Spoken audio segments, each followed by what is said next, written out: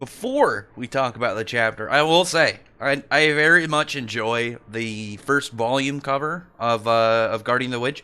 And, you can't see the whole thing right now in this one, but and you can just look it up if you're too interested. It's definitely really nice. I like the gray color. I think that's really nice with like the kind of like faded black and gold lining on the letters. I think that just looks very appealing. And then just the way that the author does colors in general, I very much like. I like this color scheme.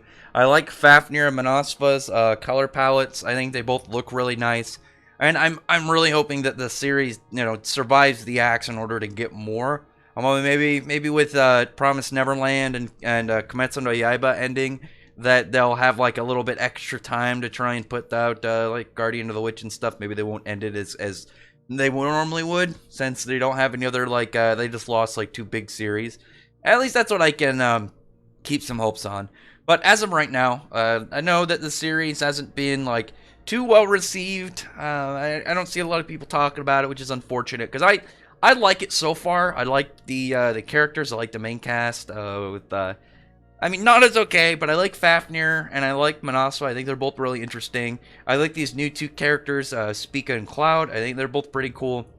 I like their designs, as well as they both seem to have some kind of like backstory leaning to what they're kind of like gonna be more clinging to today. Like Spica is, she kind of misses the old version of Claude, but at the same time he something in their past seems to have changed him from being more of like a kind of like carefree fun guy to being this dude who's always trying to like go and line up with the rules, but also tries to figure out ways he can help while still being like within the the rules themselves. Like as we saw when those guys were when Spico like took a bunch of food and was gonna try and give it to him, but they weren't supposed to. But he's like, "Hey, listen, go over here, talk to this guy, and tell him that I sent you, and he'll give you food and stuff."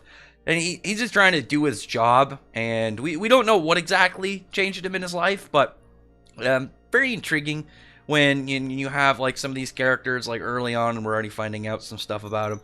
Because generally, like we wouldn't get some more like deeper like character stuff this early, but I'm wondering if it's because the author's trying to get people more interested because it's not doing so well in the rating in the ranking system.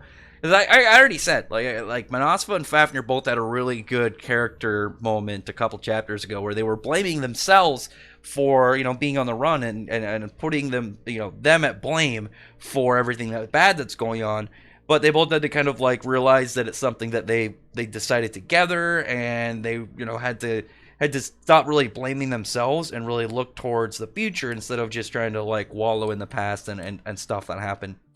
But I do like the kind of just the way that it started out. Like we have the pendant thing that Drake gave them in order for Manasva to keep an eye on her magic amount so she doesn't overgo it and agitate the evil seed that will turn her into a monster.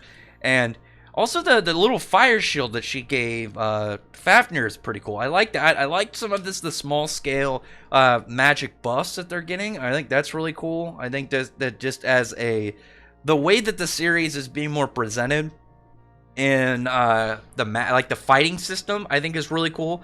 I like that the witches are able to do more if they need to, but to keep the level of magic that they're outputting down, so they don't agitate the evil seed in them. They're using these guys as pretty much as conduits for their magic go through. It kind of reminds me of like a reverse way of like how Zatch Bell worked, where they needed people their human partner who can read their book, and they needed the heart power that they stored up in their body in order to cast spells, in order to do the whole fight for the throne. I think that just like the way that Guardian of the Witch right now is at. I enjoy it. I like the system. I like the world so far. I think it's been doing pretty well on that.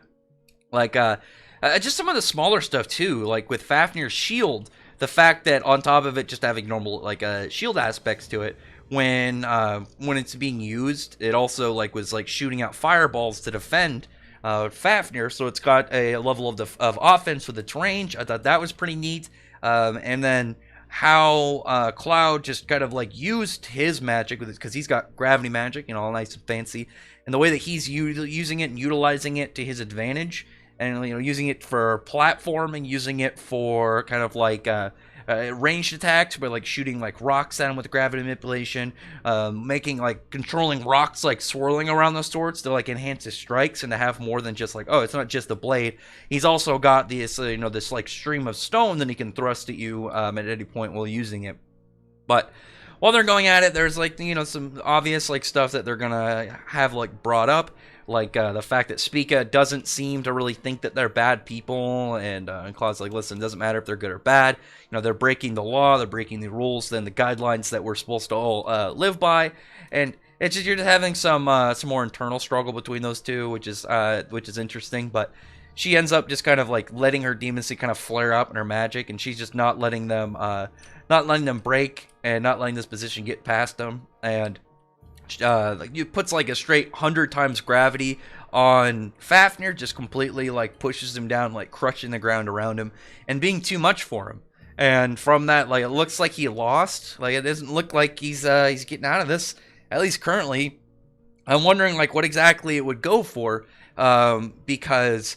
One, we know that from the previous like aspects or the previous parts of the story that Manaspa can't just flare her magic around, and I don't know. I think it'd be kind of I think it wouldn't be very satisfying if she just kind of like went wild just like she did before and just kind of like went into like a rage mode kind of state. And that was what happened with Jen and Ruler. I'm trying to remember her name exactly, but from that, it makes me wonder, like, how exactly are they going to get out of this? Maybe we'll find out. Maybe the way it'll happen is it's not more of like a fighting kind of situation. It's more of Cloud needing them, because with Spica's evil seed kind of flaring out, maybe he'll be like, "Listen, I'll let you go if you do this thing for me," or maybe he'll go with them or something. There's still some areas with which they can get away and not just get captured without it having more to do with the characters, which is what I'm kind of hoping for.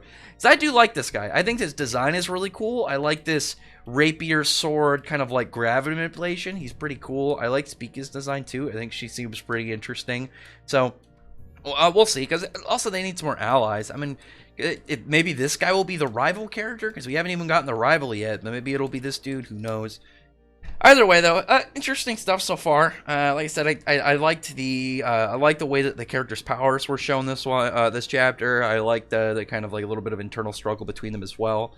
And I am hoping the series gets to go along, because there's always that roughness when you have not just a series when it gets canceled, but one that you like that gets canceled, when especially you can see like the potential in it. Still missing Golem Hearts. Maybe one day that author will get another try within this magazine. I saw the one shot for Fantasies, but no serialization since then. But anyway, other than that, comment below, tell me your thoughts about this and what you thought, what your thoughts are about this manga in general. Like, I think it's pretty good. I mean, it's not amazing, but it's consistently enjoyable. Like, there's not any chapters that I've read where, like, this was pointless, like, nothing happened, it's boring. There's always something that goes on that makes me at least, alright, cool, let's see what happens next chapter. But other than that, though, comment below, thumbs up the video, press the like button, subscribe button, and check out my other videos. But other than that, I appreciate everyone who's already subscribed, and I thank you all for listening. Bye.